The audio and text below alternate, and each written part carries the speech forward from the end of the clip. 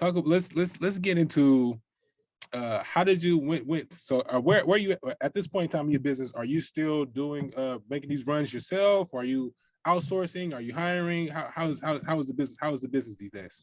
So I moved to another area, which is actually much closer to the Secretary of State. So my business still operates in down in the East Bay, which is about an hour and a half from where I am. Yep. And so if they need the notary portion, then I contract. There's another great notary down there that we came through. He came to me through the business school. We all came through the same school. And so I'll shoot him the business like, hey, can you do it? You know what I'm saying? If not, and then, but there's a good thing. A lot of people actually don't know that you can get the notary done at the same time. Yeah. So a lot of times they come to you already notarized. So that works well for me. So I have an office down there, one in Pleasanton, one in Oakland. They can drop off. If they don't want to leave their home, I'll provide a mailing label, you know what I'm saying? Right here from Click and Ship. Send it to them. They put it in there, schedule a pickup. It'll come right to the office, or I'll even send it to my house if I can get away with that. And then, process it and put it in the mail, send it back. So I essentially shifted my service level.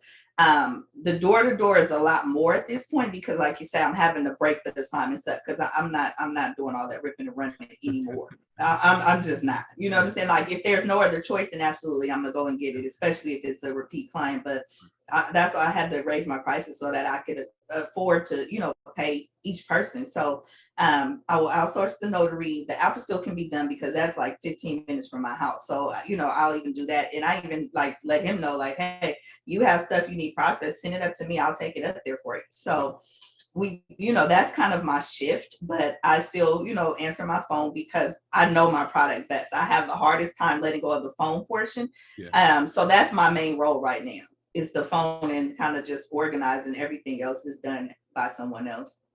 That's a beautiful spot to be in business where you can delegate. I'm at that point now in my business where, and this is just as recently, this is real time, by the way, whoever's listening to this, I am overwhelmed. Not gonna lie, I've been overwhelmed, and I think that's a sign that the business is growing, and it's time to delegate tasks that I don't need to be doing. I could be outsourcing specific tasks. Like I said, I run an agency. Like obviously that portion of the business is automated as far as hiring notaries, but as far as the marketing and answering the phone calls, customer email support, I need help. I need help. So I'm currently in the process of interviewing some VAs and trying things of that nature. So that's a great place to be in. I also want to touch on this.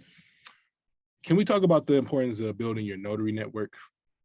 And I think this is very important because I've been in the business for 5 years. Nice. And it wasn't until this year. Okay. Until this year where I realized that notaries actually pass each other business. Yeah.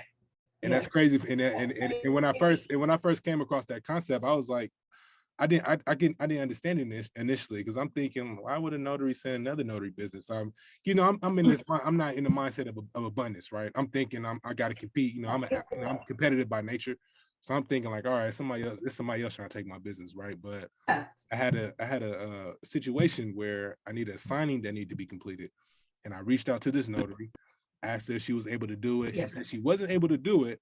But about 10 minutes later, I got a phone call from another notary who was referred to me by the notary who said they weren't available for that assignment, and I ended up hiring her for the assignment. So that made me think. I was like, wow, I didn't realize notaries actually did that, and it just made me think. A lot of notaries, they spend a lot of time walking into these title companies, sending out a bunch of emails, and when business is slow, they're trying to figure out what to do. And my thing is, if business is slow, you should really be relying on your notary network because we all have a ton of opportunities that's going to come our way. We can only do so many assignments. We can only do so many assignments within a day, right? So it's at some point, if I got 6 appointments, I've already got 6 appointments on the books, and I got another one that came in, and I can't do it. I much rather pass to somebody that I know who will actually do the assignment. So can you talk about the importance of building up your notary network? So your notary network, right? Connections.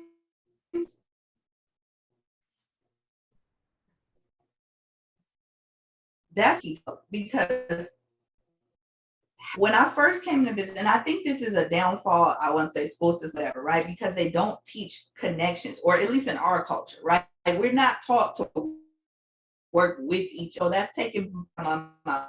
It's not that you don't want to help somebody else. You just, it's like, I can't lose this food out of my mouth. When I had my moment where I didn't want to do anything, had I had a strong network, I could have passed those, because I had taken the courses. Like you said, I knew how to middleman. I just didn't have the network built. So that was when I went back and looked at my call logs, like, and I saw this in my woe is me moment. It was like, okay, game, like you said, game, set, match. I started talking to people. There was a lady, every time when I went to the Secretary of State, we was almost there together. And she passed me her business card. You know, I kind of blew her off. I'm not going to lie to you. I was like, oh, okay, nice. I never intended to call that lady. Never intended to call her. Yeah. And then I found her card again. And I just reached out like, hey, you know, just wanted to check in on you. And I'm like, are you still doing this? And she's like, yeah. So if I couldn't make it, I had somebody I could, and she lived in the area. So I could overnight my stuff to her. That was my first connection. Then I went back to the business school and I started teaching, and I started seeing, you know, like people, I'm like, I shoot on my Instagram and they're like, hey. So I start reaching out. And then I went a step further and I started contacting other notaries on Instagram. Like, hey, I'm looking for a partner. Do you want a partner? Do you know 90% of them didn't respond? Like, they did not respond. It was like, and to this day, you can see it was seen. Now a lot of those people are following me. Hey, y'all. but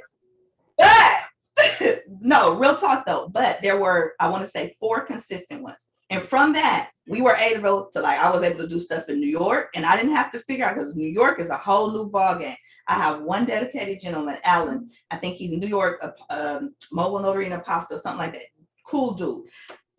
I sent him this stuff. I didn't have to follow up. I knew he'd tell me, Camm, they're on their way back. No problem.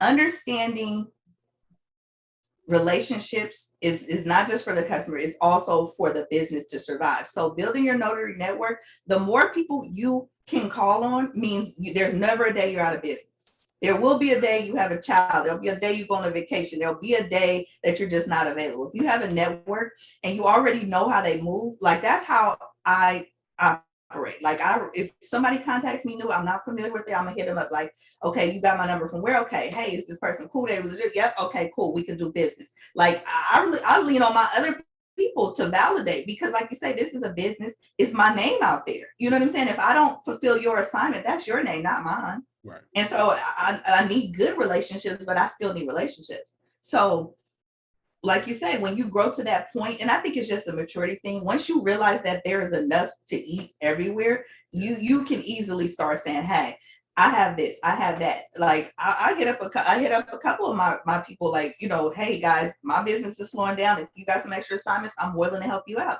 Yeah. And they came, and I did it, and just like it would be for my own business. So that's another thing. If you want to establish relationships, you have to give 110%, just like it's your own name. And don't be out here trying to steal people's business. Stop that. Like, I'm like, that's so tacky. Don't do that to people. That's very tacky. Then, but you're shooting yourself in the foot by doing that, because the client, because what most folks don't realize is, like, the person that's passing you the assignment, they have that relationship with the client, so they talk. So they're gonna tell me if, hey, your notary was, you know, being a little extra. They gonna tell you, you know. So you're shooting yourself in the foot by doing that, right? So, and here's the other part to that. I don't think other notaries don't understand. You're underselling yourself. Yeah. So most of us are not in the business of robbing people, especially as a notary, right? There's a lot of us here. Yeah. You can't rob people. So you're actually giving them a fair price. Yeah. So if you come in with a lawyer, you're underselling yourself. You're working for less than what you can make. So you're actually losing in that industry. You know what I'm saying? You may take that sale. You may take a couple of them, but you're losing, because now you've priced yourself way below what you can make. So in the end, like you said, you lose because you don't maximize your profit. And that's the point of being business. Otherwise, you're in a hobby. Facts. Yeah, you talking that talk. Yeah, don't shoot yourself in the foot, y'all. I mean, that's an incredible feeling, but that's a great feeling to be able to have that type of network where, you know, if things are a little slow, you got notaries who you built good relationships with, and say, hey, you know, it's been a little slow on my side for me. If you happen to have anything come towards your way that you can't take on, I'll be more than happy to help you. And that's an incredible position to be in. I think that's so slept on, that it's not talked about enough, because again, people are so focused on getting new business and new clients all the time. It's like, no, connect with these other notaries. And it's a humility piece too. You know, you don't want, I don't want them to know that, I like you said, I got 2 broke best friends. You know what I'm saying? Like that pride, let all that go. You know what I'm saying? Yeah. Like what matters at the end is my AGI. Like, can I buy some property with this? If not, I don't have no pride. You know what I'm saying? If I can't leave something to my children, like leave all that behind. So yeah, networking is a huge part. So I think it's just learning. It's learning, growing, and being willing to learn. Like that was the biggest thing. Being willing to learn, being willing to ask the questions, being willing to reach out for help. If you don't know, you don't know. Facts.